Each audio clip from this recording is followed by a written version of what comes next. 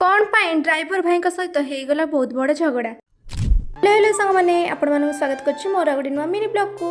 तो previous video देखिए कि आम जाई पहुँच जाइलु मो सांगर शाशु घरे।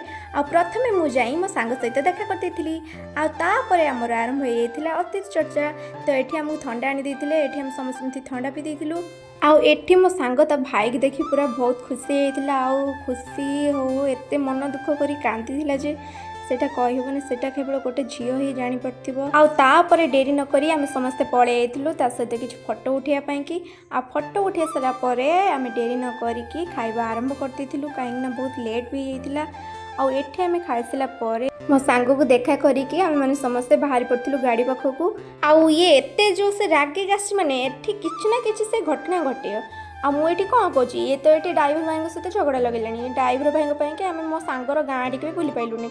और छाड़ कौन कर ये भाई को आम बाय बाय करके बाहरी पड़ू घर को।